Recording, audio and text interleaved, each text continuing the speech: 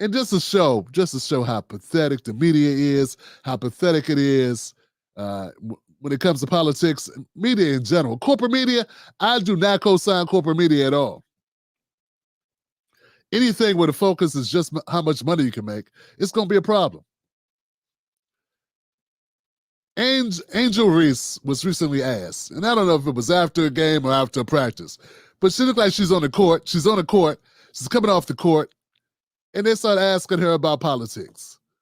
Check it out. Vice Presidential candidate. How are you? Good. How are you? Nice to meet you. Good. Nice to meet you. Vice President candidate Kamala Harris Oh wow. is a woman and she's doing her thing.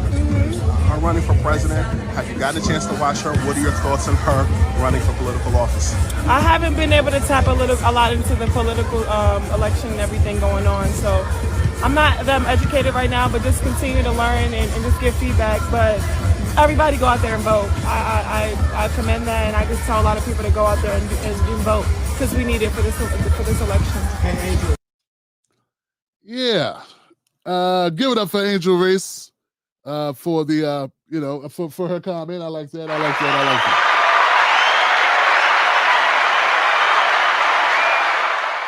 I really appreciate that Angel Reese was did not want to get involved in this nonsense, this back and forth, because ain't nobody gonna be happy. Well, everybody not gonna be happy no matter what you say. There are people upset that she didn't jump out there and say, pick a side and be a part of the fray. Everybody doesn't have to get involved in politics. Once upon a time, it would be rude as hell to ask people who they voted for, what their opinions are about presidential candidates. That's once upon a time. When I was coming up, back in the 90s, back in the 90s, you never asked people who they were voting for. In fact, it was against company policy to talk about that shit at work, for instance.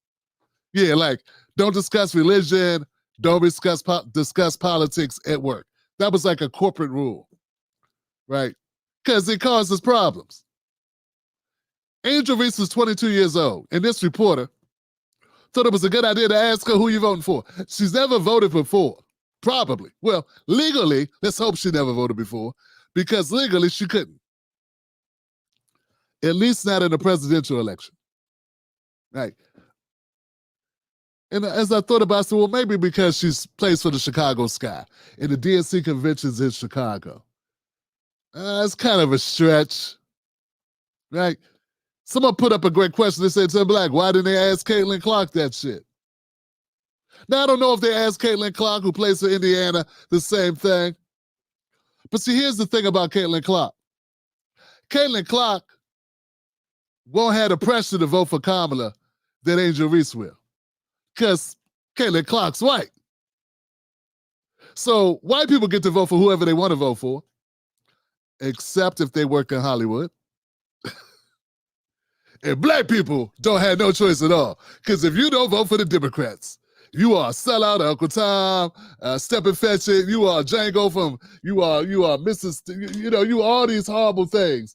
If you black and you don't vote for Kamala, well, we're just going to throw you away immediately, expeditiously. Because how could you not want to vote for the prosecutor in chief? How could you not want to vote for Miss Laugh a Minute, Miss Laugh a Lot? How could you not want her?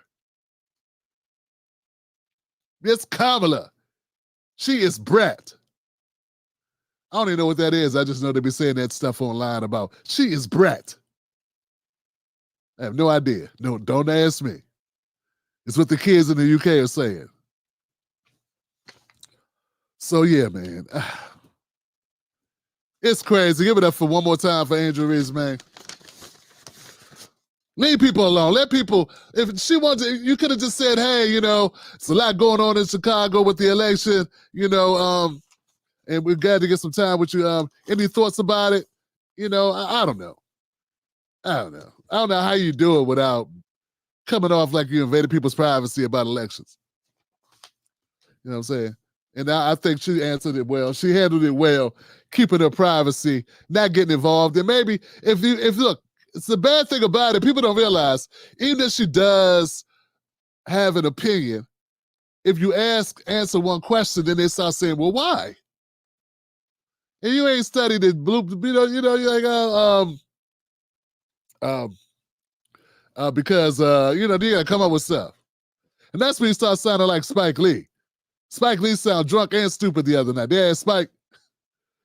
I know Spike wasn't prepared. They just saw him walking around. Hey, Spike, can we talk to you for a second? Sure. We're going to talk about my movies, I hope. Yo. Then Spike realized he was at the DNC convention. He was like,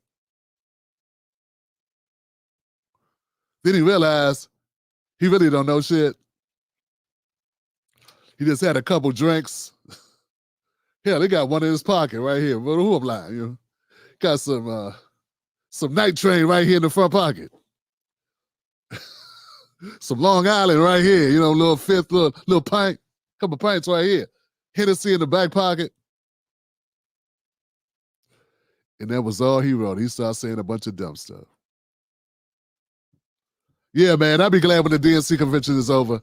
But until it is, there was one bright spot at the DNC convention. And the worst thing about it, guys, is that it's on the backdrop of something stupid, right? So this was interesting and creative. Yeah, interesting, creative. Where is it at? Oh, here it is. This was interesting and creative, and I thought I'd share it with you. It's starting to feel like something I've wanted to say my whole life. Live from New York, it's Saturday night. Please welcome Keenan, Thompson.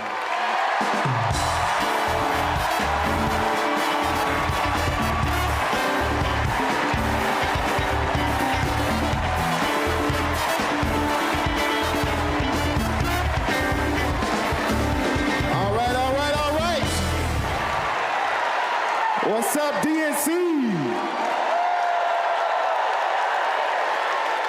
All right, y'all remember this big old book from before? When Colorado Governor Jared Polis ripped a page out of it? This is Project 2025, the Republican blueprint for a second Trump term. See, that's the thing I don't like, man, is that they keep using this as if this is Trump. This is not Trump's. This is not Trump's. This is a private organization with multiple organizations that put together this document. That's all it is. And Trump said, look, it ain't my document, whatever. What I don't like about it is when we're talking about this shit, we're not talking about what's going to help people. Any focus on Project 2025 is a distraction away from real policy talk and what you're going to do for us. That's what I hate about it. I know I keep hearing people, even some people that I know, that I thought when we was cool, keep on talking about this damn project. Anybody can write anything. There's a couple other books that are worse. Mein Kampf comes to mind.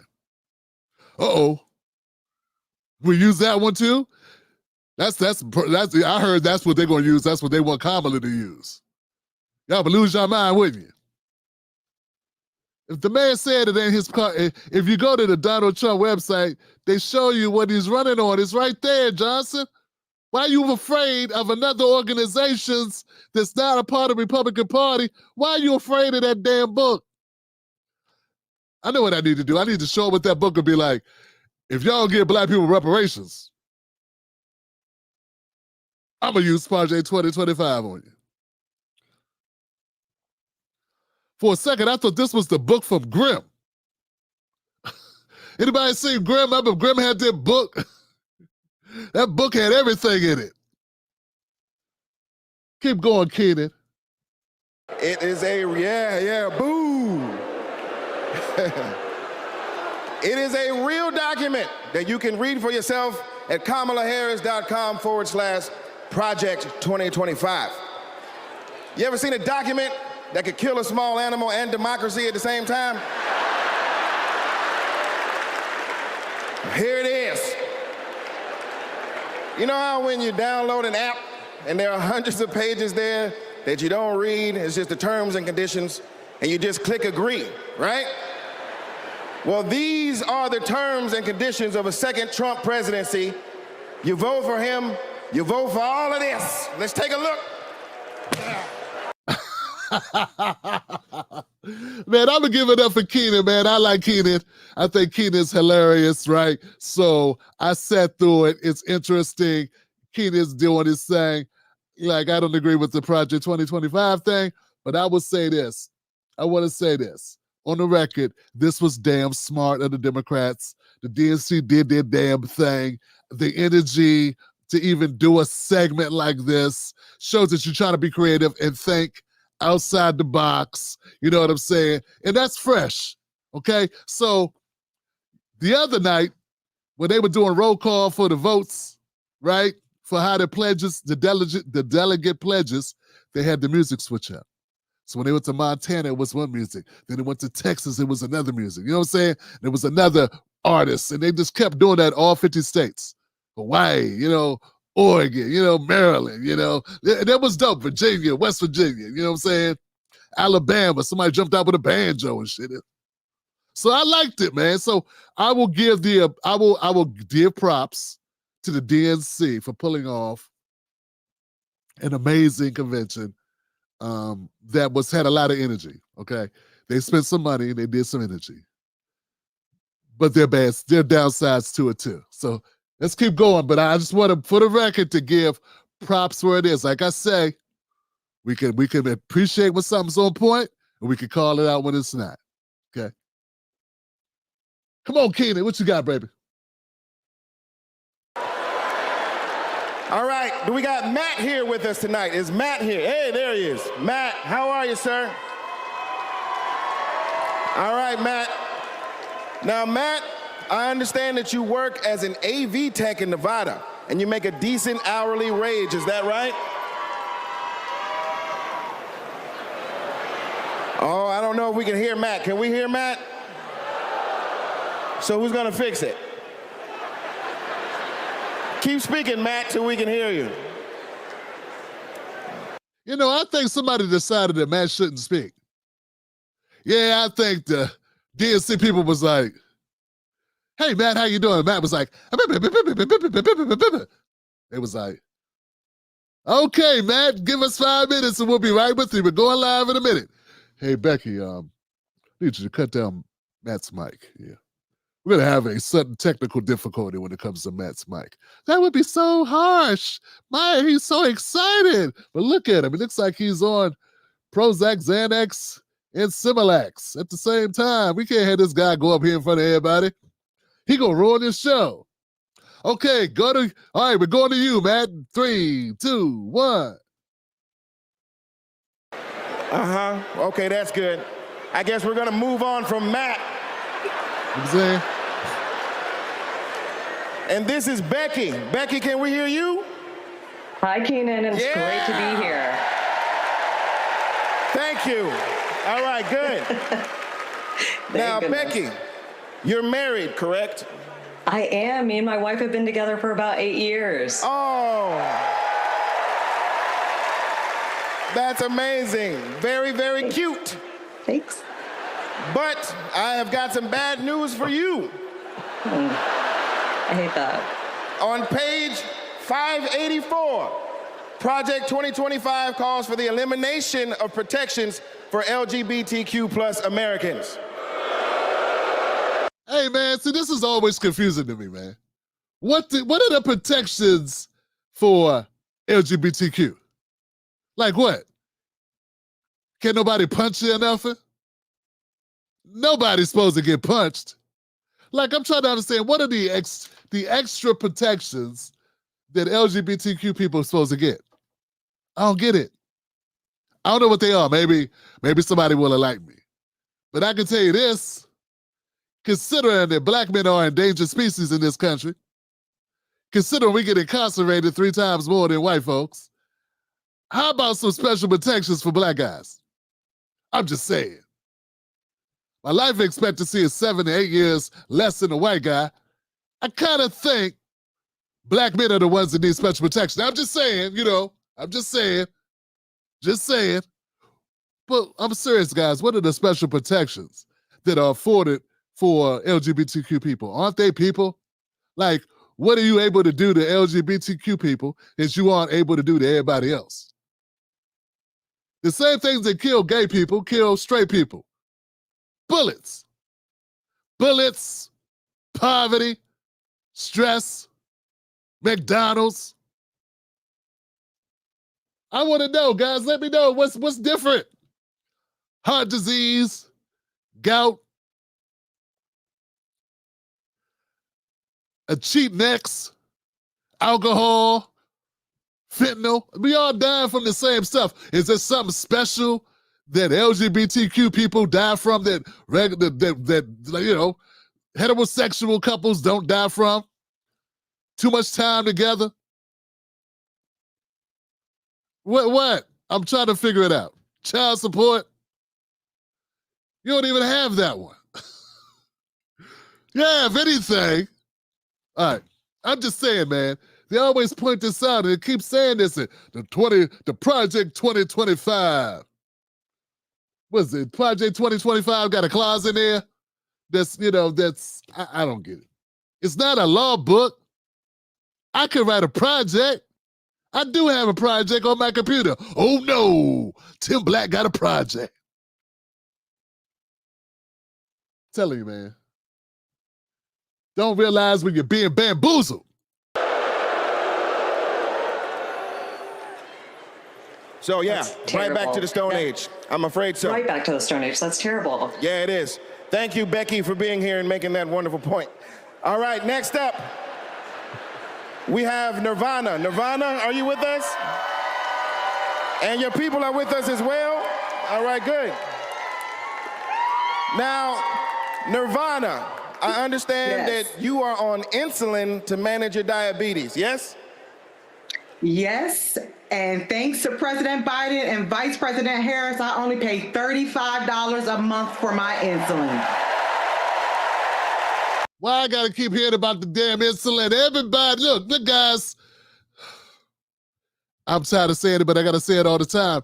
Donald Trump came up with a policy about insulin in 2019. He signed an executive order for the same shit, $35. That wasn't going far enough. It's nothing to brag about. I don't know why Biden felt the need to shut down this executive order when he took office and then try to take credit for it. But I say this, that shit should be free, okay? EpiPens was also one that he had an executive order for. All life-saving drugs should be like $1 or $2. Yeah, if we the richest country in the world, why come we can't make sure our citizens are able to pay for their medication? Other countries don't have this. We pay more, 2, 3, 4, 5 times more than other countries pay.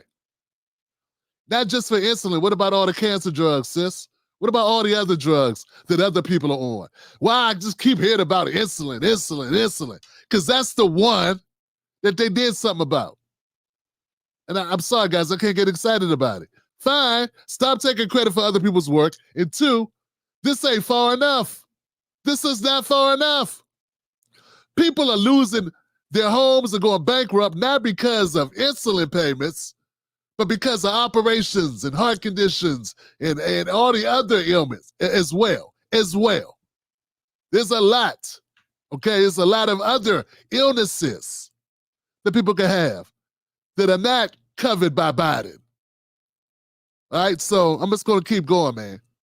There have been members of this show, friends of this show, that I've seen pass away throughout the years because I've been doing this a decade. We've been covering politics for about 8, 9 years. So it kind of ticks me off, right? When I hear people talk like this, it's such a monumental accomplishment. That's because their expectations are so damn low. Let's keep going. That is great. That is great. But on page 465, Project 2025 calls for millions of people like yourself to pay more for prescription drugs like insulin. Now, if this just proves my point.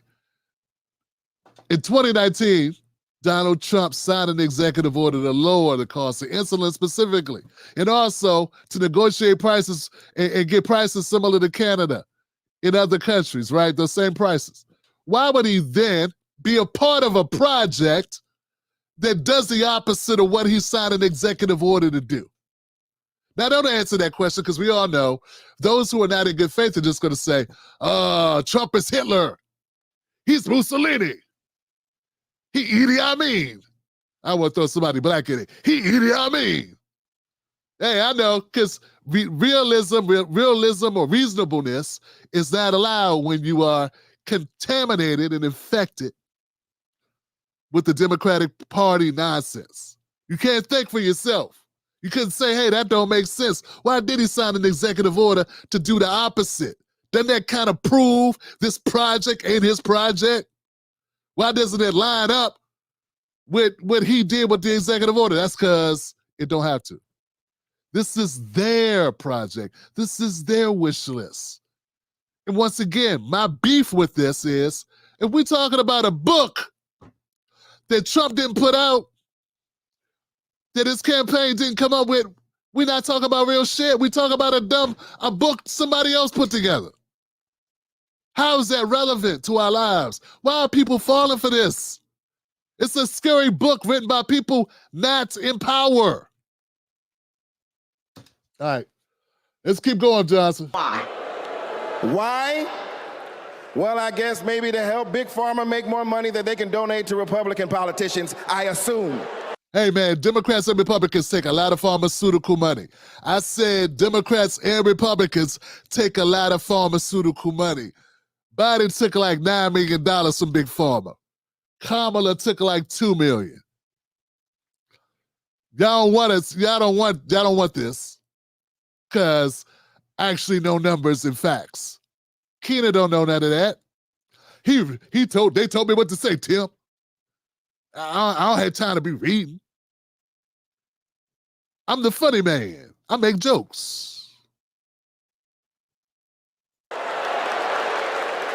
Yeah, that makes sense. Yes, unfortunately, it does make sense. All right, let's talk to Anita. Anita, are you there? Yes. Hello, Anita. Hello. And Anita, what do you do for a living? I'm an OBGYN who delivers babies and does surgery. An OBGYN. She is an OBGYN that delivers babies. Uh-oh. Uh-oh, yeah. It's bad news, isn't it? It sure is. On page 459, Project 2025 resurrects a law from the 1800s called the Comstock Act to ban abortion nationwide and throw healthcare providers in jail. Oh my God, that is awful. Yes, it is awful. Look, guys, one good thing about this segment is that you realize that there are actual people that you may know who actually believe this shit. They actually believe it. And not all of them are stupid. They just believe this. Not all of them are drinking Kool-Aid. They just believe it because somebody they trusted told them this is Trump's plan. And that tells you that's why we got so many problems with, we're trying to come to like I don't know, where we can all like understand each other, because we're working with different types of music. One of us is playing hip hop, the other one's playing country western, the other one's playing, orchestra music. I don't know, chamber music. It's like, what? Somebody else playing some jazz all at the same time. It's not like a bunch of racket. People believe this. Believe it. All right, let's do one more. Is Sharia with us? Sharia, are you there? Hey, Keenan, I'm here. Yes, Sharia, I love it. All right, let's talk to you. I understand that you work for the federal government? Yes, sir. I'm in the United States Department of Education. I'm a proud civil servant and a proud union president. She works for the Department of Education and she's a proud civil servant. Well, unfortunately for you, on page 78, Project 2025 calls for President Trump to purge the civil service of everyone who isn't a MAGA loyalist. Are you a MAGA loyalist? Now, Keenan, absolutely not. You know what? This is funny, man. I got to give it to him, man. Give it up for them for this, man. Hey, I'm just asking. I mean, you might as well be, because also page 319 calls for the complete elimination of the Department of Education.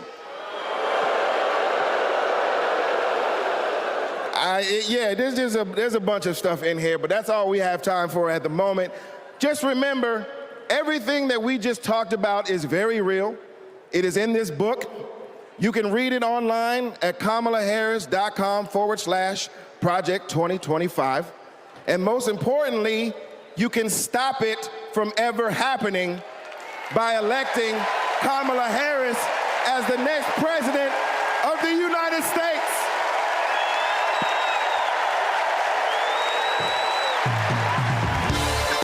Man, I got to give it up for my brother, man. My brother Keenan, man. He did his damn thing, man. That was interesting. I liked it.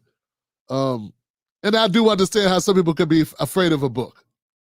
In fact, there are a lot of us who are afraid of books in general, especially books with facts in them. Yeah, people are afraid of books. Oh no, knowledge. My finger wants to swipe. I can't read a book. But check this out, y'all. In the same spirit that the Democrats just displayed, I got a book in front of me that's pretty scary for some Democrats too, particularly the ultra-liberals. It's called a dictionary. And in this book, there are pages that are kind of scary to you.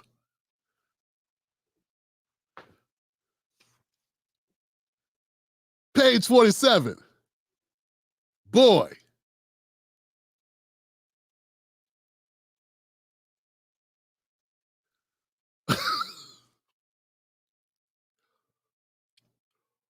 Human being with male junk. Page 123, girl. I know you're melting, right? Your face is about to fall off. Scary. Human being with female junk. It's going to get really scary now. Page 422. Man. And for the grand crescendo of all time scary, I'm talking poltergeist level shit, man. Exorcism. Exorcist. Make your head spin around 3 times, then jump off your shoulders for the win. Page 534. In the dictionary, woman.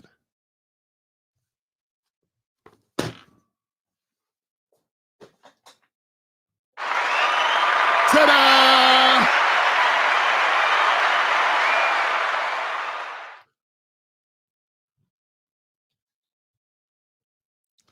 And look, man, I didn't need a bunch of writers. I don't have people, paid actors. I came up with that skit all alone by myself. Right here, just. I know, Tim. Look, guys, I know this is very upsetting for some of you. Send your hate mail to your mama's house at timberlaketv.com. We look forward to not opening it. All right, guys, in line with that, a couple of people spoke at the event, and I want to go over a couple clips of people talking, man. Speaking of people talking, we got none other than, who we got here? We have Hakeem Jeffries. We won't listen to him very long, but we will check him out a little bit. Hakeem Jeffries, ladies and gentlemen. Hey, no, can't play music. I knew I shouldn't have played you. For everyday Americans, Kamala Harris is fighting for our freedom, Kamala Harris is fighting for our families. Kamala Harris is fighting for our future. Together, let's make Kamala Harris the 47th President of the United States of America. You know, I never understood how. That's what she's been doing, fighting for our freedom? Why didn't she secure it yet? I'm just saying she's been in office for 3.5 years. How's that going? You know, the freedom thing. Kamala Harris is fighting for your freedom. Kamala Harris is doing the thing. Left shoe, buckle my shoe. 3, 4, shut the door. 5, 6, pick up sticks. 7, 8, don't be late. Very sing-songy there, Hakeem Jeffries. But my understanding is that Kamala Harris has been in office. Is that correct? Then why hasn't Kamala Harris done these things you're talking about? Oh, I know. She was vice president. See, that kind of shoots this whole idea that Tim Walz, all the people that are saying, I'm going to vote for her because I'm going to vote for Tim Walz. Good luck with that. I'm just saying, man, if I just don't think Kamala Harris is genuine or real. But, you know, keep going, Hakeem. We like the way you do your rhyme style, brother. Think he's from Harlem or Brooklyn or something. Make sure that the American dream is alive and well in every single community. Now, the road ahead will not be easy, which brings me to you-know-who. Donald Trump is like an old boyfriend who you broke up with, but he just won't go away. He has spent the last 4 years spinning the block, trying to get back into a relationship with the American people. Bro, we broke up with you for a reason.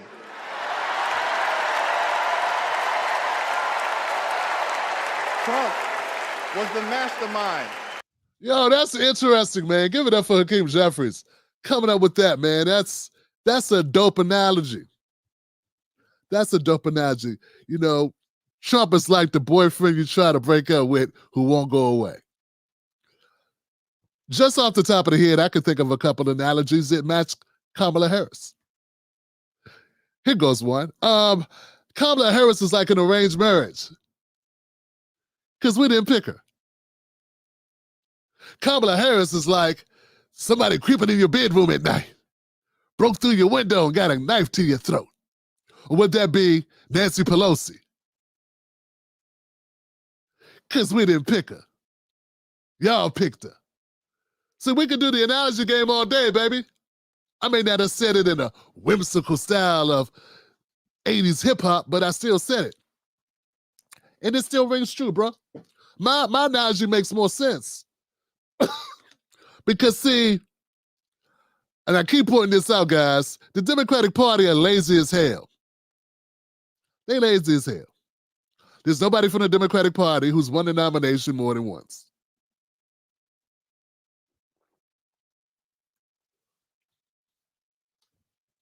Donald Trump, on the other hand, won his nomination from his party 3 times in a row. The last time he won it with a bunch of damn convictions. All I'm saying is how unattractive. I want some of the focus to be on the Democrats.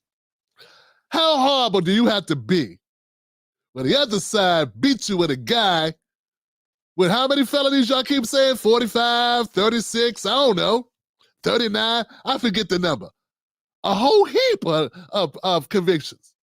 And people still voted for him. That's because when they looked over at Biden and Kamala, they was like, nah, we good. We good over here. We're gonna stay on over here. We're gonna go with the felon. See, I think there needs to be Republicans that lean into that shit and take it on head on.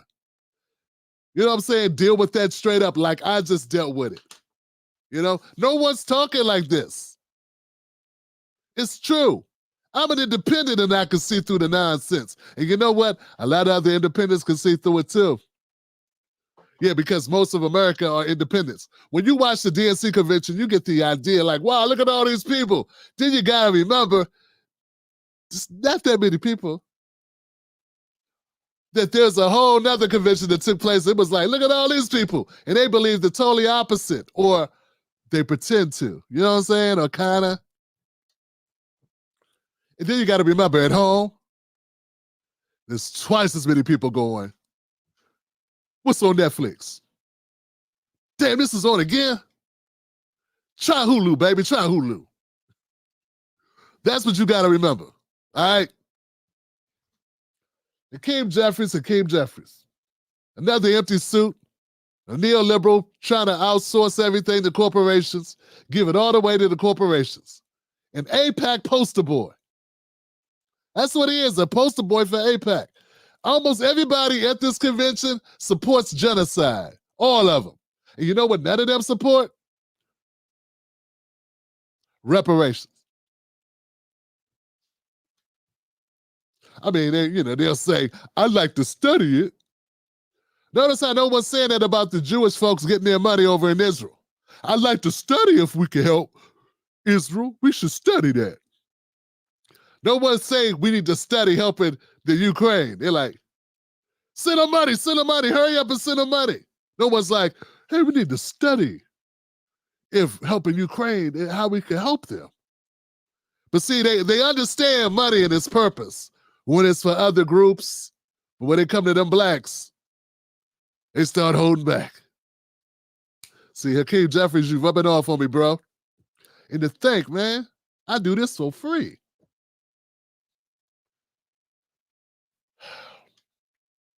All right, guys. There's other speakers that came out on this particular day at the DNC convention that I thought I would share with you. Here goes one. Mindy Kaling from that show we didn't watch, but other people did. Hello and welcome.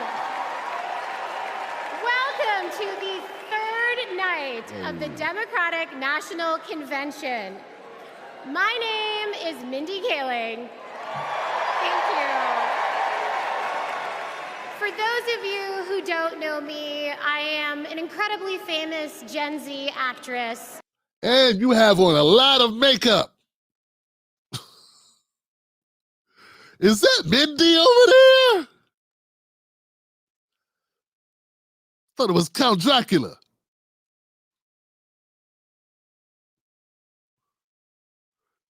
The woman from Bullwinkle.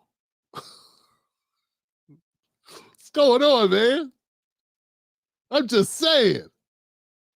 Jesus Christ. Hey, man, can somebody come out here authentic? Somebody be authentic, be your damn selves. See, the saying is true, fam. A lot of people say this about politicians. Politicians ain't nothing but Hollywood actresses, but too ugly to become actors. Yeah, they were too ugly to be Hollywood stars, so they went into politics. Walz is Chris Farley. Mindy Kaling is, well, she's not a politician. But you get what I'm saying.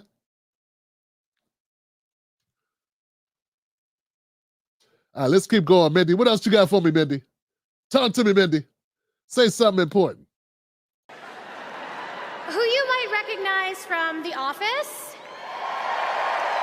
Thank you. The best. You're welcome. I am so proud to be here supporting my friend. But the real reason I am here is... You know, I did notice that Mindy Kaling is the only friend that showed up for Kamala Harris, and it got me thinking.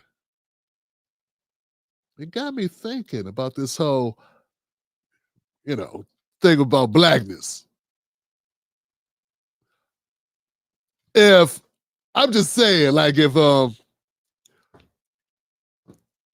Tim Black was about to be elected, right, and my friends showed up, it'd be Scooter. What's up, fam? I'm saying. JD, what's up, Jay? What's up, family? Be my little brother, Cool Breeze. You know what I'm saying? Real talk. My man Shake, Big Shake. What's up, Shake? Shake it over here, dog. Shake it over here, dog. You know what's up. You know what I'm saying? Big Mike. We call him Sasquatch. But when Kamala's friends show up, it'd be Mindy Kaling, Hollywood actress, and very Indian. Now, I'm not saying Trump was wrong or right. I'm not saying Trump was right to say Kamala seemed like she turned black when she started running, but I'm just saying, where the brothers and sisters at? Brothers and sisters! Brothers and sisters! But you ain't supposed to say that because they will cancel you. Guess what? I've been canceled a long time ago. This is what people be thinking. It's just these cowards are too scared to say it. All right, Mindy, go ahead, baby. Lady, ma'am. That deep down, I truly believe that as a woman of color and as a single mother of 3, it is incredibly important that I be appointed ambassador to Italy. That's how this works, right? That's pretty nervous. But when she arrived, Here we go. she wasn't Madam Vice President then. I want to tell you a story about one of the first times I ever met her. She wasn't Madam Vice President then. She was my senator. And we were filming a video where she came to my home to cook dosas, a South Indian dish. Yes. It's not every day that a senator comes over, and I was pretty nervous. But when she arrived, we immediately hit it off. We talked about the love we have for our moms, who had both passed away from cancer. Both of our mothers were immigrants from India who came to America and committed their lives to serving others. My mother, Swati, became an OBGYN. Thank you. Kamala's mother, Shyamala, became a scientist with a PhD who Wow, I didn't know that. I did not know that. Thank you very much, Mindy Kaling, for coming out. That's enough. Appreciate you. Take care. Assalamu alaikum. Yeah, I didn't know that Kamala Harris's mother was a scientist with a PhD. I keep hearing about this humble, we didn't have money. We didn't own a home. Mom had a PhD. Don't tell me you never got a home. You got some money. She's a scientist. My mom sold junk. My dad worked construction. My mom was a vendor selling old people's furniture, trying to clean it up. And we'd sell it off the street like Fred Sanford. Kamala's mother, I don't know what her father did. He was like a big-time guy, though. He's still with us. But so, I'm just hearing they be spinning this John Johnson. They like Kamala's, she had to work at McDonald's. Yeah, because it's right next to Howard, dog. It's like right there. We used to go to McDonald's all the time, mess with, holler at people from Howard, you know what I'm saying? Georgia Avenue, if you're from the area, you know exactly what McDonald's that was. People worked at that McDonald's for a lot of reasons. It's like the hangout spot. Like, that's the spot everybody hang out. Everybody, all right? It's like very popular to work at that McDonald's. It's not like, oh no, I gotta work at the McDonald's. It's like the thing to do, man. Anyway, you'd have to understand the late 80s in D.C. And I'm not exactly Kamala's age, but I'm in the vicinity. You know what I'm saying? I know that McDonald's, that famous McDonald's across from HU is still there. But anyway, I just find it very interesting because when they're spinning a narrative about Kamala, they're trying to make her relate to working class folks. But how many working class folks you know whose mothers are scientists? And dads are like philosophers or whatever he is. I know he's a guy with a bunch of degrees himself. I don't know how many people are that. And I'm not saying, hey, it's the way it is. That's what it is. But why try to spin the narrative a different way? Like I say, man, it's all politics. Why can't you embrace who you are and cut the cap? Cut the manipulation, because that's what it is. It's manipulation. Nah, dog, when I worked at Roy Rogers, I ain't had no other options. When I was 17 and living on the street, I didn't have a lot of options. That wasn't Kamala's life. But they're gonna paint this fake ass picture, this phony picture. Probably in order to get the scholarship she had to keep a job. So they had her, so she took a job at the McDonald's where everybody went before they went and got towed down. And where they went to after they got towed down. To try to come down. Feel me? All right. Not only was Mindy Kaling there talking about good stuff, Johnson, let's talk about Oprah Winfrey, because Oprah Winfrey came through too, man. Oprah Winfrey had a few words to say. I didn't expect to see her.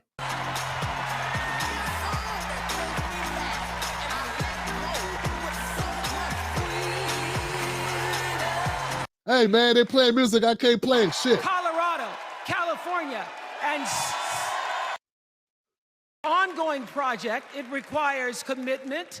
It requires being open to the hard work and the heart work of democracy. And every now and then, it requires standing up to life's bullies.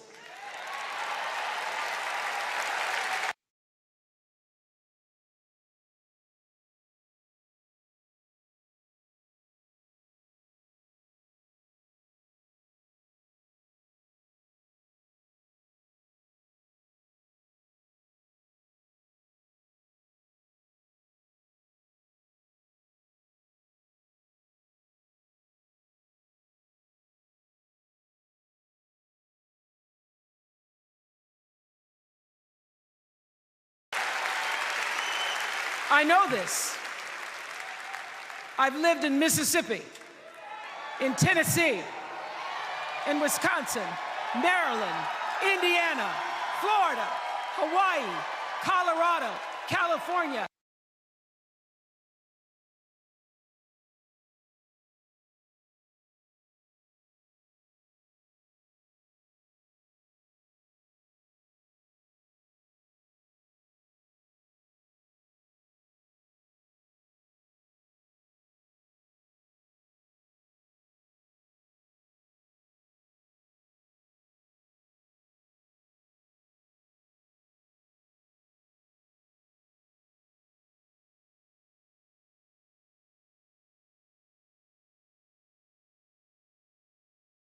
And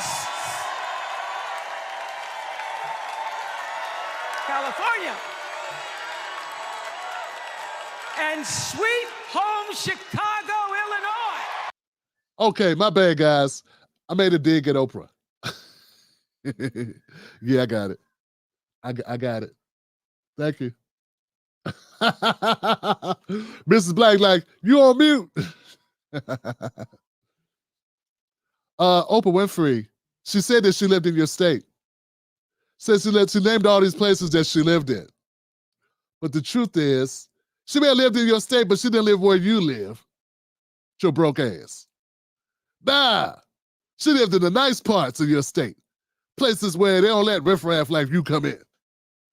I mean, why are people lying to themselves? Everybody clapping? She lived in Missouri, not your area, dum-dum. She lives in a gated community for rich people. They must be around your ass. But people want to believe whatever they want to believe. Oprah ain't been regular people since 1982. She don't even remember what it's like to move her own furniture or go shopping for herself or none of that. Y'all crazy, man. But go ahead, Oprah. Keep talking, because these people, they ain't listening.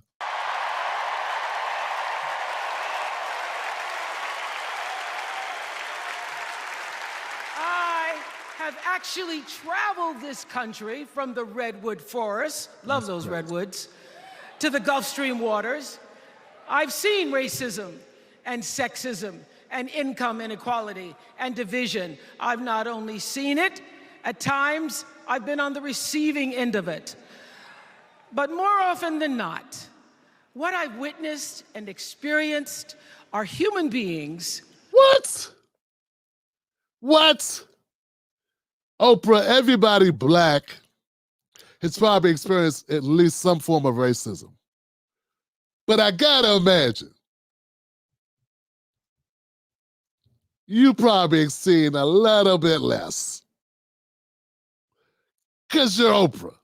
Oh, we actually gonna sit here, but you actually gonna play that card with us, man. I mean, I know damn well you're not playing that card. That don't fit for you. Yeah, I remember that time Oprah went into someplace in the UK and she wanted to look at the $45,000 purse, and the lady was like, and Oprah did a big thing and all this shit. But Oprah forgot to tell people she didn't look like Oprah. Her hair was a mess. She was wearing sweatpants, had on an old t-shirt. She wasn't even carrying a fancy purse when she went in there. So she got racially profiled. And I understand it, man. And believe me, I know what that's like. But here's the thing, fam, here's the thing. See, Oprah, she been rich so long, she been around white people so long, and white people rich. She is white people rich, okay? Oprah forgot the lesson that a lot of black people had to adhere to. See the way I'm dressed right now? This is how black people dress to not be messed with by the cops. Yeah, a lot of times we kind of dress up just to avoid getting messed with by the cops. Oprah don't feel she got to do that. Oprah feel like she can go anywhere like herself because she's so famous. They don't treat her like they treat other black people. She Oprah. Listen to what I'm saying now. Listen to what I'm saying. If you don't believe me, ask a poor black friend who ain't caping for the Democrats. It's a couple in my comments section. They won't leave. I think they work for the DNC. The point is, there are black people every day who dress up a little bit more to be accepted in these places, to be not followed around the store, to look like they fit in. Oprah's been so rich for so long, that don't apply to her. She's been so famous so long, her face is her attire. Her face, her image, who she is, gets her in those places. Makes people think she belongs. You know what I'm saying? But if she don't put her face on, if she's not wearing the accessories of someone of that stature, and she don't have on the makeup and the wig and all this shit, then she's like a regular black woman. And then what happens? She gets treated like a regular black person. So what I'm basically saying is, racism is not only blackness, it's also blackness absent of money. In some cases, particularly what she's talking about. And I just got a problem of her being there talking about, I had it hard. I know what it's like. Yeah. Poor you. I know it's hard being black. At least you got to be rich while you're doing it.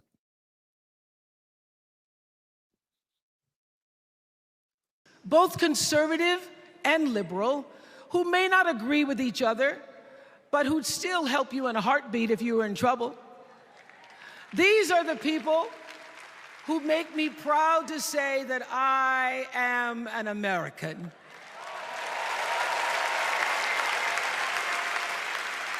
They are the best of America. And despite what some would have you think,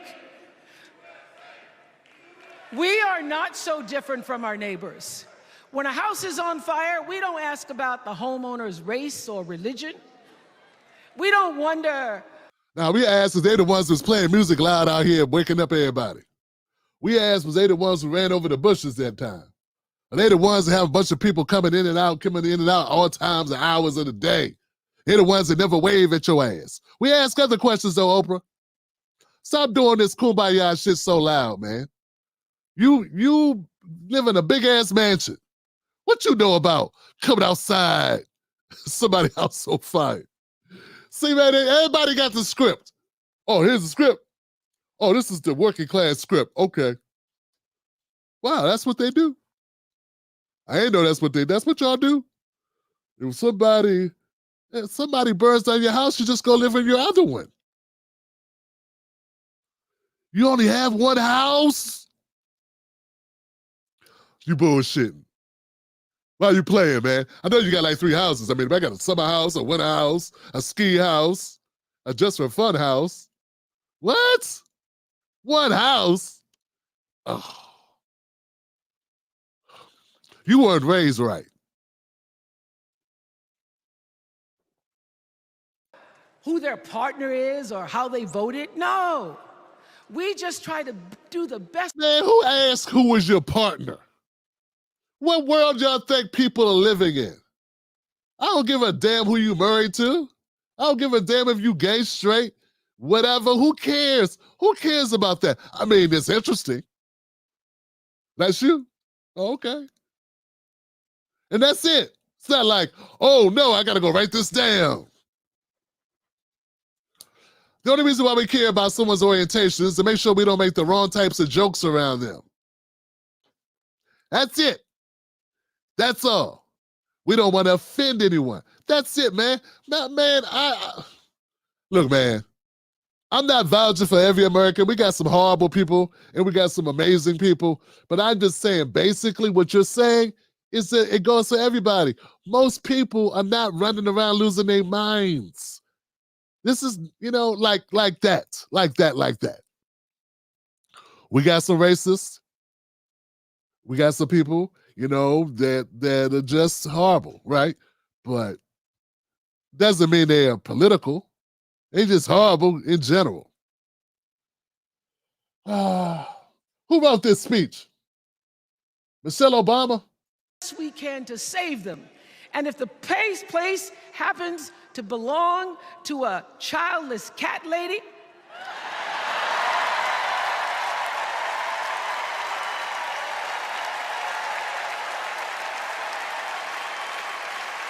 well, in a time of desperation and shame and stone cold fear, they are the new freedom fighters. And make no mistake, they are the best of America.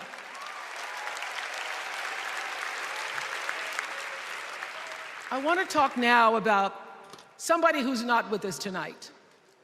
Tessie Prevost Williams was born in New Orleans not long after the Supreme Court ruled that segregated public schools were unconstitutional. That was in 1954, same year I was born. But I didn't have to head to first grade at the all-white McDonough 19 school with a U.S. Marshal by my side like Tessie did. And when I got to school, I guess this is a speech you couldn't give with Biden being on the top of the ticket. Yeah, I don't think Oprah wanted to get his speech with Biden, the segregationist. Been a little bit awkward. I tell you, man, the Democrats ain't nothing. They up there praising him as St. Joe. St. Joe. Now she's going to do a whole bit about how segregation was wrong. Yeah, it was so wrong. You just got through kissing the guy's ass who enforced it. And you had no problem. And Kamala just served 3.5 years, coming up to 4, as his right-hand woman. Yeah, I know. Ethics, right? Who needs ethics, man? Bump ethics. This shit's crazy, man. I don't know. Let her finish out. She might say something that gives me a chance to talk some more.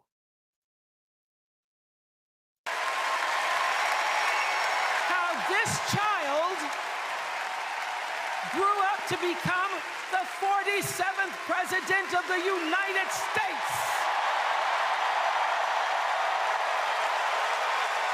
That is the best of America.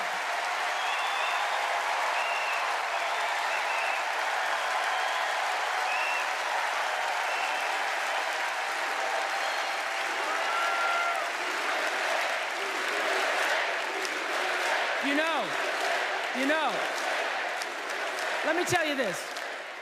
This election isn't about us and them. It's about you and me and what we want our futures to look like.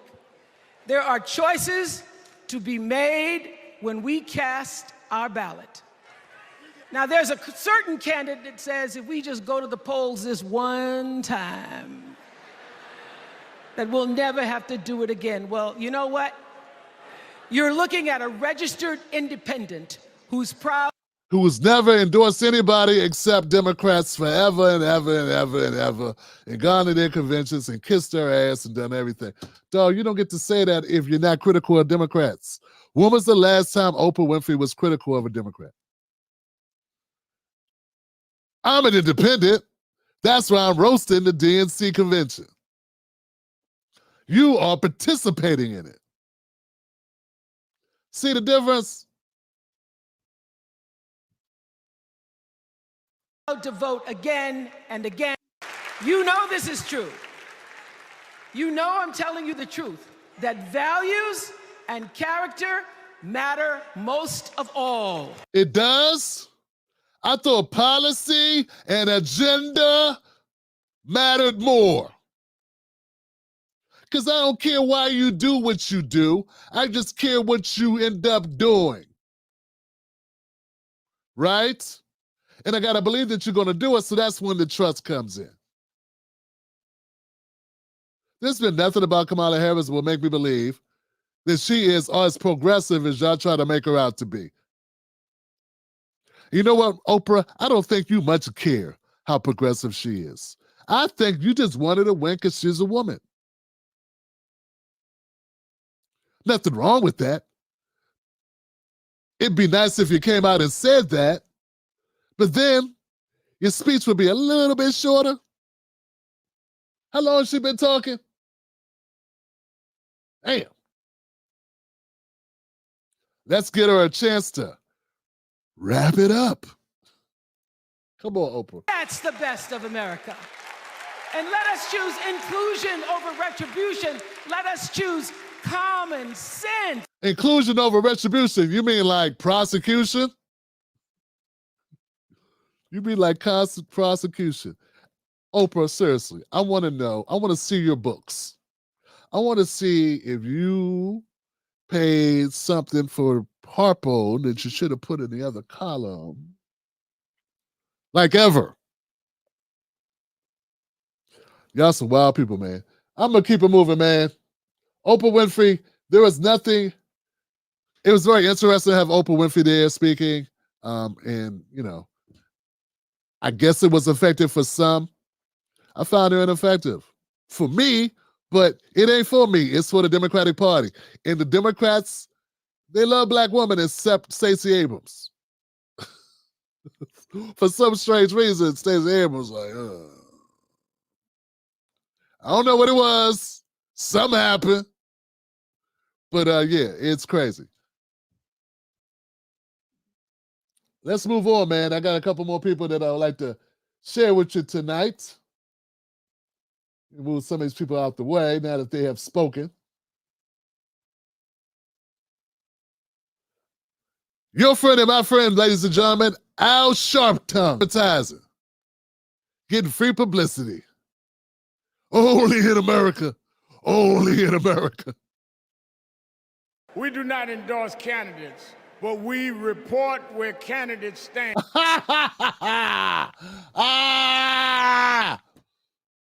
Man, is there anybody of any denomination, color, ethnicity, religion, or gender that trusts Al Sharpton? You must have the biggest deed to swampland in Mississippi of anybody who's ever existed. You must have all those gold chains from the 90s, the fake gold chains that guy in the trench coat tried to sell me in the mall. You bought them all up. They all hanging in your closet, looking greener than the forest. Al Sharpton is the biggest con man in the century. And somehow he's convinced black people, I'm on your side. Just because when somebody black gets shot, you show up. I'm here to help. Myself to money. I mean you. I'ma speak for you. And pick up a check. You know what I'm saying? Get donations from these organizations and then whip the votes for the Democrats. Ha! Ha! Yay! This is scaring black people to vote for Kamala, even if they don't like her.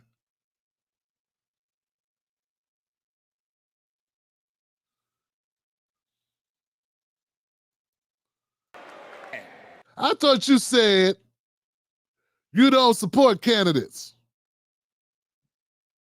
She has consistent advantage.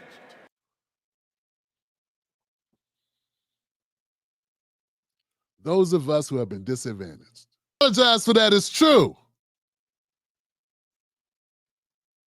They're taking jobs because those jobs are available because somebody hired them. Man, we need to throw these sharecropping Negroes out. We gotta get rid of these sellouts, man. They gotta go. Corporations will hire who will take less money, who won't report their ass to any type of agency, right? Who they could get away with not giving benefits and things of that nature. There are a lot of derelict, corrupt corporations that would do that. It is not the migrant's fault. The migrant wants to make some money. They didn't come here not to be successful.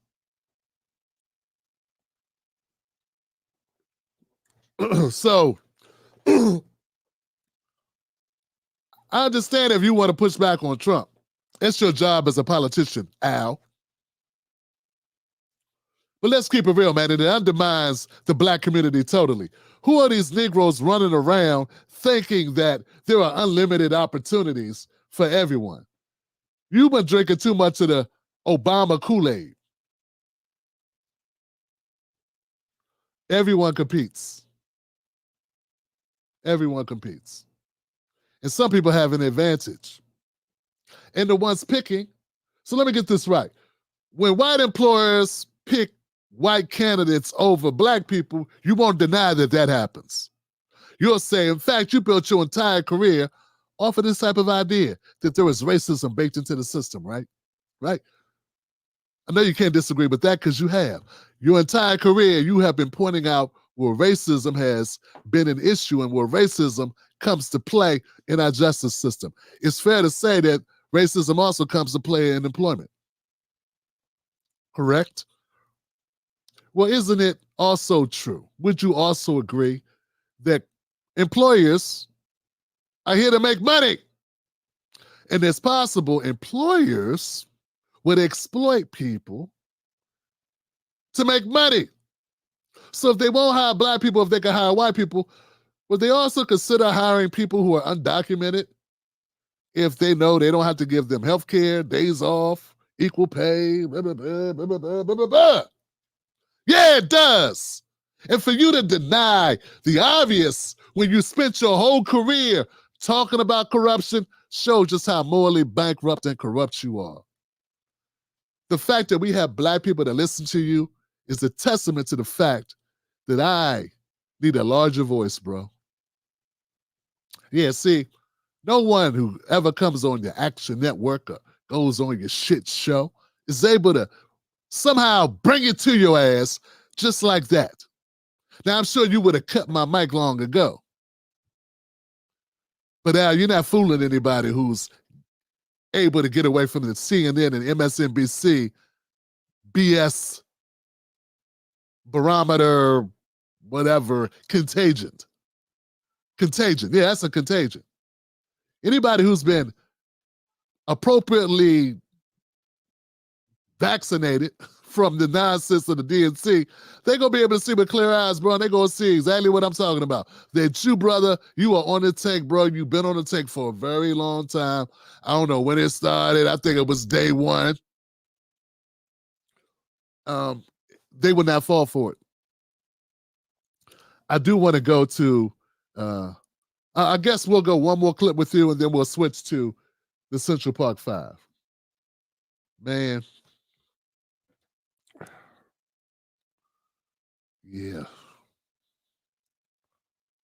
The problem with Kamala Harris is nobody believes her. And And that's going to be a problem for her. You know what I'm saying? That's going to be a real problem for her.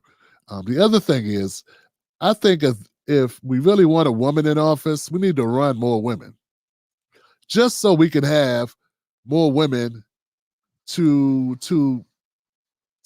be up for the challenge, to be exposed, to get the national profile that would give them that. And up to this point, it's been 2 women, Hillary and Kamala, and Nikki Haley. And somebody else ran for the Republicans. I forget who she was. You know what I'm saying? So I think more women need to run so that we can get a cross-section of women because somebody's got to have it. I don't think, unlike Al, I don't think everybody should be president. I think it takes a certain skill set. You gotta catch fire. What's been in the past is you had to come from a powerful family like the Bushes. You know what I'm saying? That helped them because George Bush should never been president. Okay?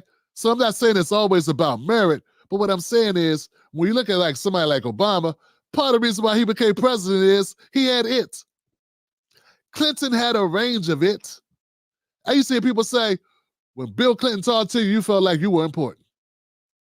I remember reading that about Bill Clinton when I was in my 20s, my late teens. I remember reading that about Clinton, how Clinton had the ability that when he spoke to you, like he was a masterful person at doing that shit. What is Kamala masterful at? What is Hillary masterful at? What are they able to do? Like what? They're not great speakers, which is important. These things need to happen. And I think there are great women. For instance, Senator Nina Turner can make people cry. Senator Nina Turner can make somebody go, damn, and consider their point of view. I never feel that way when I hear Kamala speak. I never once listened to Kamala talk or speak and was moved or motivated by her. Not one time. But to boil it down and make it seem like it's just gender is bogus. People would be more excited. And I know it seems like excitement. It's because Democrats don't want to lose. And all that excitement you see are Democrats. People that are part of the Democratic Party. The DNC convention, it ain't just where regular people come show up. Okay? Let's keep it a buck. It's media that work there with passes and press passes and shit. And not a lot of independent media either, okay? Then you got people that are delegates, people that are connected to the Democratic Party. These are not just regular voters. That's why you don't hear a bunch of dissent, okay? In past DNC conventions, you will hear dissent from Democrats who were pissed about the proceedings or about the potential nominee or what have you. So there's a lot of sugarcoating going on here. But make no mistake about it, man. Kamala's rise has been mostly a rise of the Democrats circling the wagons, using their power to paint a narrative and using the media to do it. That's what you see.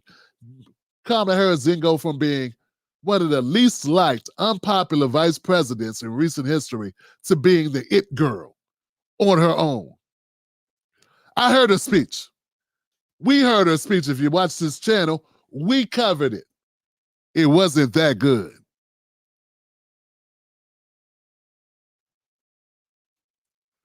Let's wrap it up, Al.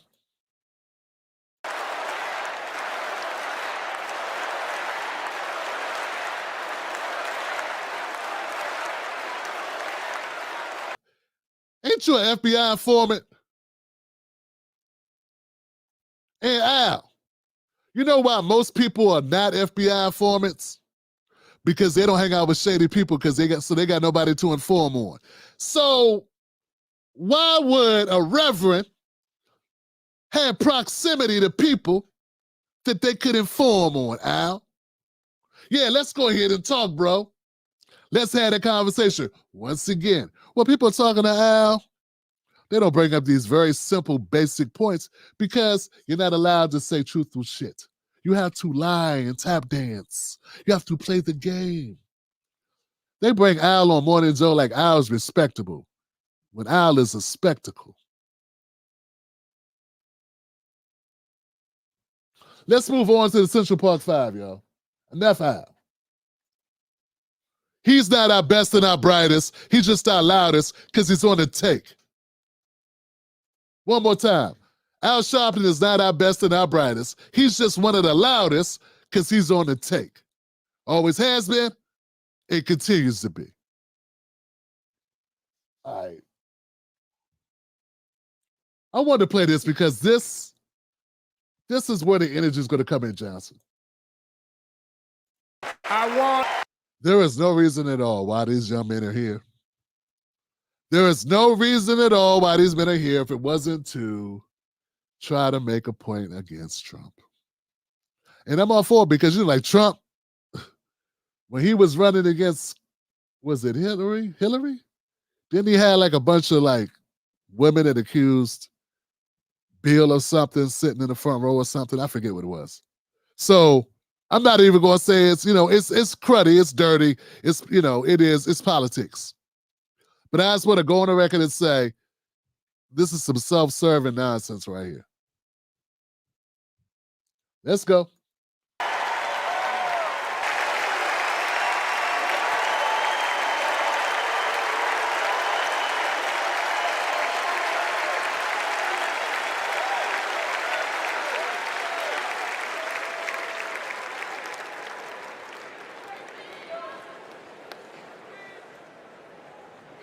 Wow. Our country. What's happening in California?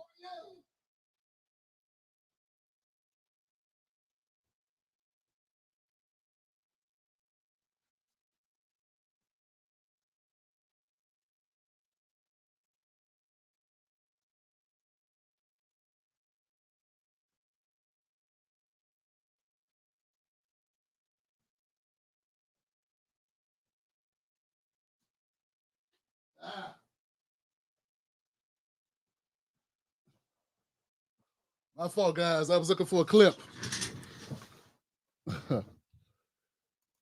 My fault, guys. I was looking for a clip. I couldn't find it. I had another clip I wanted to go to, but I want to speak to that, man. And I want to do so in a thoughtful manner because I think it deserves that. First of all, I want to go on the record. I want to say, I think Trump should admit he was wrong. And I've said that before. You should admit he was wrong about that. That's as an independent. I'm not a Trump supporter. I don't support him. I don't feel like I owe an explanation for why I feel that way. I just do. And I think it's a shame that everybody can't come to that consensus. I also get why he says he won't, because when you admit you're wrong, it don't really help you in politics. I still think people need to be able to do it. I admit when I'm wrong on this show. When I agree that I'm wrong, I admit I'm wrong. I can't imagine why Trump would not agree that he was wrong. But I got a problem with what we just saw, fam. I got a serious problem with it. The first problem I have is they framed this conversation as if Trump was the reason they was in jail.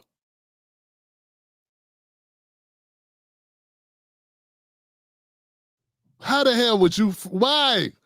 Well, we know why, I'm sorry, but I gotta say it. Why would you frame this as if it was Trump that had you locked up? Trump didn't get you incarcerated, the NYPD did. Why are you talking about a private citizen that took out an ad in the paper after they got a confession out of you? Okay, so one of the things about the Democratic Party that I cannot stand is they lie a lot. They lie a lot. And they will continue lying. And the problem with them, unlike Trump lies, but Trump's lies get exposed. The Democrats get to lie, and they have so many people in their back pocket that no one will ever tell the truth. Yeah, you can keep a lie going in the Democratic Party. And you could also keep the context from getting any oxygen. So not only do they get to lie, no one gets to know the context even when they are telling the truth. So here's the truth, guys. I'm sure there will be morons that say, oh, Tim, you're defending Trump. These are facts, baby. Sorry, it don't line up with what MSNBC told you. Trump took out that ad after the NYPD said that these young men confessed to the murder. To the rape. I'm sorry, to the rape. Damn, why did I say that word? Okay, so he took the ad out about the getting the death penalty because the NYPD, no one knew that the NYPD forced those young people to confess to a crime they didn't commit. Right? He didn't know that. This was a front page story. Everybody was talking about this story. It was not like Trump made the story popular. It was everywhere. It was in Central Park. It was a major, major story. Okay? Trump was wrong to take out the ad in those 4 different newspapers. And yeah, that's egregious. But if you're going to blame Trump, you got to also blame the NYPD. You got to blame the damn judge. You got to blame the jury. You got to blame a lot of people, right? You got to blame the people that charged you, the people that forced the confessions, the jury that looked the other way, anybody that looked the other way when you were being sleep deprived and tortured in order to get those confessions. And for you to have a spotlight in front of the entire world and make it about a political adversary, obviously of the party that you dislike, cheapens the whole thing, Johnson. You just cheapened everything that you're supposed to stand for at this point. You're supposed to stand for going against a corrupt system that would railroad for kids for a crime they didn't commit. Instead, you're making it about Donald Trump, who had money but did not own the courts, did not charge you, did not prosecute you, and did not find you guilty of a crime you didn't commit. So I got a problem with that. Your beef should be with our criminal justice system, not with this guy, a private citizen who took out an ad after they lied on you, after they forced an illegal confession. I disagree with Trump not admitting that the DNA evidence proved that he was wrong, to trust the NYPD the NYPD and the newspapers and the media who were all saying the same thing that the courts were saying, that the police were saying, okay? It was everything. It was all these entities. But see, I expect this out of Al, because Al is a charlatan. Al is a guy looking for a paycheck. Al is a guy who can't be trusted. But Yusef Salam, you ain't representing, bruh. And the other guys, same thing. But particularly for you, because you're now a public servant. So I just think it's bad. I keep wondering, what are the Democrats going to do when they no longer get to run against the boogeyman of Trump? I guess they'll just wait for Project 2028. And then they could run on that. How some shadowy figures want America to bring back slavery or something.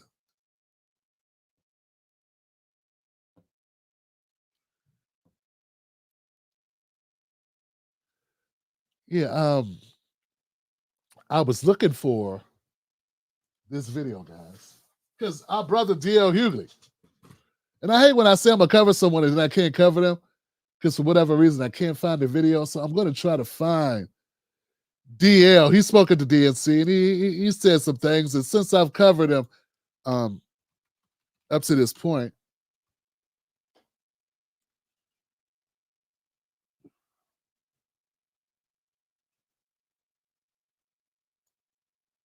oops, maybe I can get it here. Let's see. Let's go there. Let's see if we can grab it here. I want to try to grab D.L. Hughley's speech. See if this works.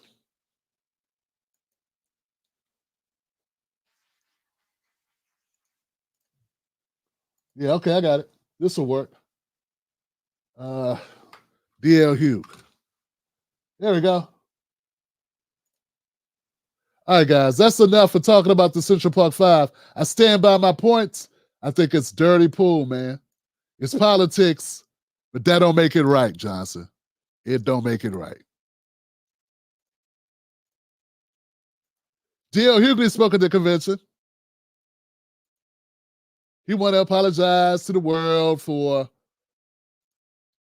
not being a bigger butt kisser of Kamala Harris. So let's get him in here. Actor and comedian D.L. Hughley.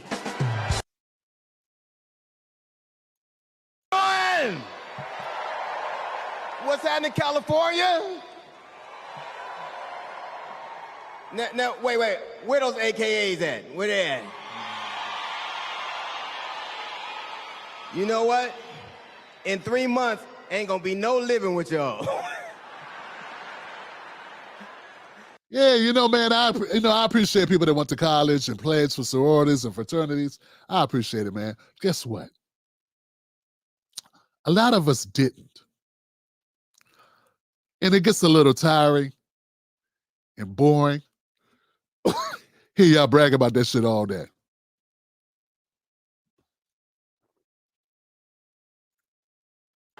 Now, of course, Trump is saying that Kamala isn't black.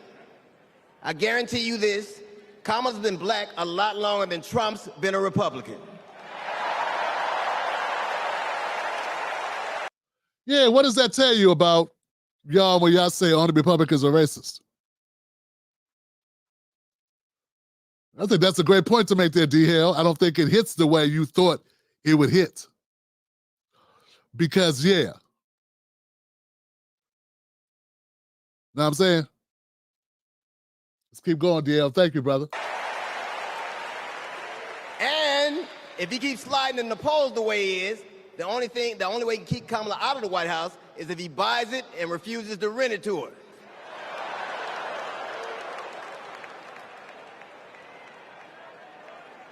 Of course, Kamala's getting broad support. They got black men for Kamala, white men for Kamala, Latinos and Asians for Kamala. They even have Republicans for Kamala.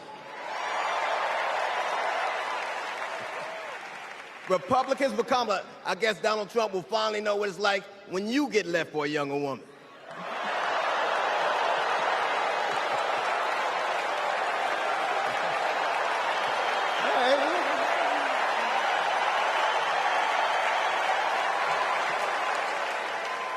But seriously, Kamala knows the truth about the American dream, that hard work is not enough. Hard work alone is not enough to succeed, that you need access and information and opportunity. And she knows that some folks are often denied those very things. As president, she will give each and every one of us a fair shot in life. How you gonna do that? Yeah, stop being a comedian now. Tell us how she gonna give everybody a fair shot in life. Or you mean she's gonna fairly shoot everyone? Sort of like what's happening right now in Israel, in Gaza. Oh, I'm trying to figure out what you mean by that. What you mean by a fair shot? But I have to admit, I didn't always believe that. I mean, if you told me the 15-year-old me would be on stage supporting a prosecutor and a teacher,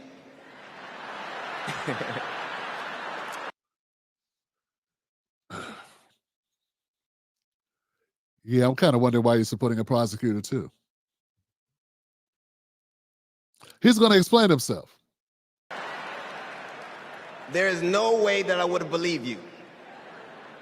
But because of that, I made assumptions about Kamala's record. And I often repeated them to a lot of people. Then one day, Kamala invited me to her house. She put her hand on my shoulder and she asked me to do some research. Something I had never done. Something a lot of people I know had never done before. I did some research. And I found out that she ran to the right of an actual progressive, maybe the most progressive prosecutor in the country by the name of Hanlon. And she ran on being tough on crime. And that was in early 2000s, I think it was, 2003, not 1987. Well past the time when we was like, hey, what's up with all this mass incarceration stuff? Yeah. And also, the thing about the firefighters, yeah, that's true. It's factual. The thing about the tenant lab, that's true. It's facts. But I'm interested, DL, when you said she put her hand on your shoulder, Were you alone?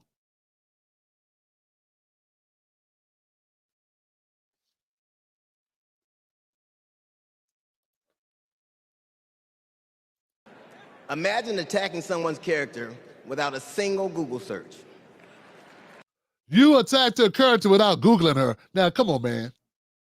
Come on, dog. You looked up some stuff. You ain't look up nothing? Really? Well, then you shouldn't even have a show, man. At least say your sources lied. So I did what I should have done in the first place. I learned that she had done for us exactly what she promised to.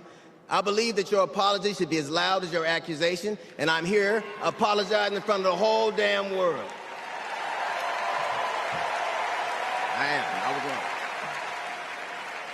I was wrong, and I'm so very glad I was wrong because, Kamala, you give me hope for the future, a future where my grandchildren, Nola and Stevie, had the freedom to control their own bodies, where they have the opportunity to go as far as their wits and their talents would take them. That future, ladies and gentlemen, is possible, but only if we elect Kamala Harris as the 47th President of the United States of America. And I'm going to say this really loud. It's going to make a lot of sense. Yeah, I was disappointed in this speech, man. GL didn't, Why are you there, bruh? Why are you there? Why are you there? I will say this to you. The best piece of advice I've ever gotten in my entire life is you don't have to know what you will do, just know what you won't. And we won't go back.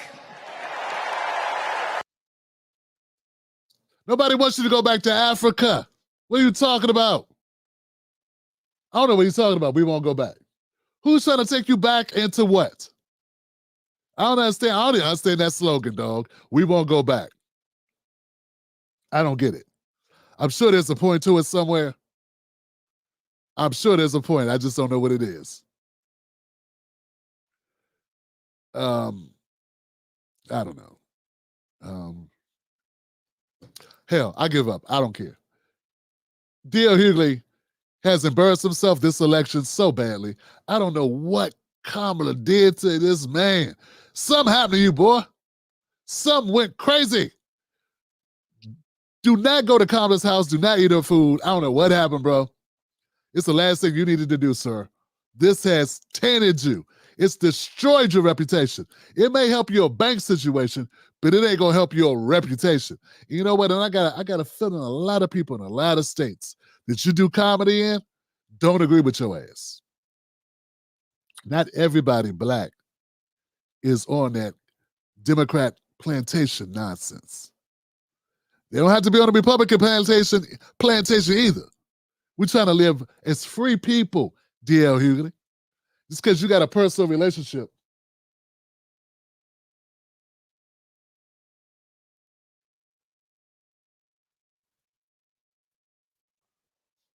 Damn. Show that during the stream. What? Was there music playing? Anyway, that's it for D.L. Hughley. Damn it, Johnson. It's hard to do a show and read text messages. I don't know what it was, bro.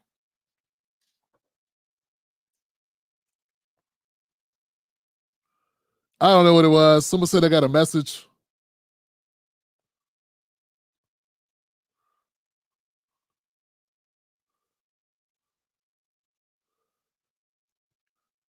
Oh, they interrupted the live stream because of the music. That's what I'm saying, man. They put this music in these videos. Oh, copyright match. I don't know what it was. Anyway, we good, Johnson. Last but not least, do we even want to listen to Tim Walz? Do we even want to do that? How's there copyright on the DNC coverage? This is DNC coverage, Johnson. That's because if you're able to get the clips and talk, then they can't control the narrative. So that's the problem. Okay. That's what this is all about. The responsibility we have to our kids, to each other, and to the future that we're building together. Yeah, man. Some people gave this young man some of the conservatives, right? Some of the MAGA folks, I guess. It's online. It's people, who knows who the people are, Maybe you see some actual personalities who will be giving this young man grief, have been talking smack about this young man who was Tim Walz' son, because he looks like he's overwhelmed with emotion about his dad being nominated as a vice president, being selected today. On this particular night, Tim Walz formally accepted that he'll be the VP pick for this campaign. So it all became formal tonight, and it's emotional for the young man, and he got emotional. I don't see why people would make fun of that. I think your son being proud of you is a good thing. Just because other people express themselves different ways doesn't make this bad. I think part of it is just that that whole weird thing. I think Republicans are looking for an opportunity to hit Walz back what he called Republicans weird. Or he says he didn't mean Republicans, he means just J.D. Vance and Trump. But if you call them weird, I guess you're calling people that support them weird too. I guess that's how they feel, you know what I'm saying? I don't feel that that's what you meant. I don't think you were doing a Hillary, calling everybody deplorables, and you would have said all his supporters are weird. So I think it's a difference here. So I got a problem with people taking shots at family members. I got a problem with it. Yeah, I like I say, my issue with Tim Walz is just that I think that I don't like the fact that people are letting a lot of the showmanship take over. And I feel like it covers up Kamala's BS. That's all. But hey, it's politics is what they do. I'm not going to be reporting on Tim Walz that much unless something catastrophic happens. In which everyone is... Oh, and the reason why I won't be reporting on him is because most of my people don't care. Yeah, I want people to realize that when I put out content on certain topics, YouTube tells me if those topics are resonating with my public or with my viewers. And my viewers do not give a damn about Tim Walz. My subscribers don't watch those videos. So based on that, covering him is kind of a non-point. Like, I will not make a separate clip about this topic because people don't want to watch it. But for the record, I do want to say, leave his son alone, dum-dum. Go after this guy. He's the politician. And I would say the same thing for anybody else's family because I have a family and I kind of know what that's like. Their Project 2025 will make things much, much harder for people who are just trying to live their lives. Except the richest and the most extreme amongst us. And it's an agenda that does nothing for our neighbors.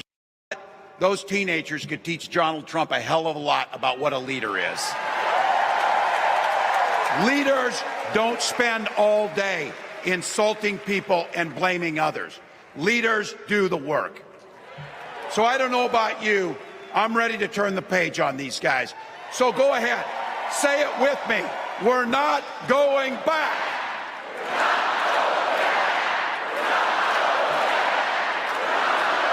We've got something better to offer the American people. It starts with our candidate, Kamala Harris. From her first day as a prosecutor, as a district attorney, as an attorney general, as a United States senator, and then our vice president, she's fought on the side of the American people. She's taken on the predators and fraudsters. She's taken down the transnational gangs, and she stood up to powerful corporate interests. She has never hesitated to reach across that aisle if it meant improving your lives. And she's always done it with energy, with passion, and with joy. All right, guys, that's enough of that. That is enough of that. I'm so tired of hearing about the joy of an empty stomach, the joy of working 2 to 3 jobs to make ends meet, the joy of funding endless wars, the joy of no reparations and no black agenda, the joy of insert horrible crap that keeps going on, has been going on, that didn't stop under Biden, it didn't stop under Trump. It's just keep going on and on and on. Okay? So I don't know what the joy is. The joy of being a sucker, right? And thinking that this Democratic Party is the actual vehicle that we're going to need for change. We got to do a lot more than that. And I can tell you this, anything that you do get out of Trump or out of Kamala is going to come from pressure, not from ass kissing. Ass kissing helps the individual commentator. It does not help you. It does not help the people. That's how this works. Okay? Kissing up to the people in power never helps the people. It only helps the establishment. Anybody that you watch, any channel you watch, and I can say this and feel very comfortable saying it, Johnson, anybody that you watch that's kissing the ass of the administration, who's ever in the office, is doing it for their own pocket. Because there's always room for criticism of the powerful. And anybody who's criticizing those who are out of power, who are using their platforms to go after people that are not in power, to go after the administration or the people that are running with razor blades and lemon juice, they're the problem. Or they're part of the problem. You understand what I'm saying? Or better yet, they're not helping you. Because they're not the people making decisions. They're not the ones driving the car. It's like looking at the people sitting next to you in the back and going, man, what's wrong with you? Hurry up and get where we're going. And the person up front driving, you're passing them cigarettes. I don't know. You're pumping the gas for them. It don't make sense. But for some reason, people like that better. See, these simple analogies, these simple, basic, common sense like things that you relate to, I relate to, man, it don't take a Juris Doctorate degree. It don't take you to go to Harvard. Gotta Harvard. AU. It just takes you to think clearly, and more than that, most important, it takes you to be honest, to be real. Get what I'm saying? That's it. You ain't gotta be a rocket scientist. All you gotta do is be willing to think, not with your wallet, with your heart. All right, guys, thank you so much for tuning into this. It's all good, Buck. It's fine, fam. Yeah. Thank you, Buck Bewley, for letting me know about the copyright thing. I'll deal with it after the show. It's okay. It is whatever it is, I'll deal with it. I thank all of you for supporting this program. Hit like on your way out the door, Johnson. Hit like. Remember, we'll be back tomorrow unless something crazy happens. I'll take care of it.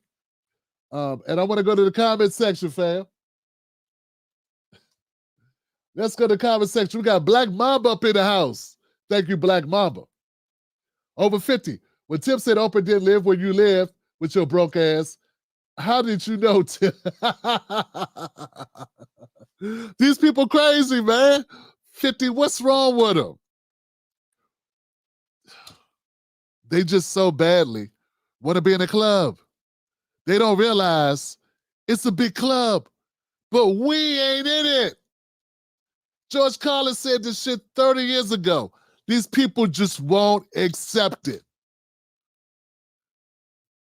They not like us. Dun, dun, dun, dun. It's what it is. Yo, Megs, thank you, Megs, for supporting the show. I appreciate you, Megs. Thank you for being here. Well, it says, good news for the Corner West campaign. He's down on the North Carolina ballot. I think he's also on the main ballot. Thank you, Willie Bragg. Iris, thank you for being you. integrity. Yes. Thank you. Thank you. Wow, man. We got through another one. We will deal with whatever we got to deal with, fam. It will work out. Buck Bewley, Sign of the Times, thank you so much for what you do. Thank you for supporting the show. For all my people that are Super Chat members, thank you for your Super Chats. For all my Tim Black Wolfpack, my Tim Black VIPs on YouTube or on Facebook or on Patreon, thank you. It's great to know that somebody has my back. I'm not just doing this to be doing it, that people value it. And we're going to keep on doing it. We're going to keep telling the truth. We'll be back tomorrow. And I got nothing but love for you. Remember, like I always say, don't let nobody take your cornbread. Wolfpack. Yeah, baby. These people are crazy. That was a good show, though. I think we did a good job, guys. It's a good show. I think people are going to share it and people are going to like it. That's what I think. I think it's a winner.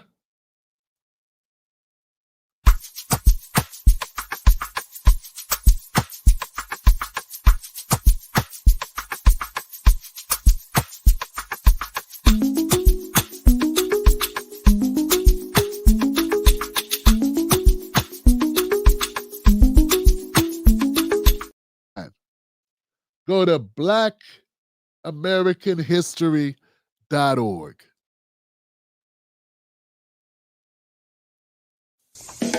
Now, there you go. I can't wait till it's my turn.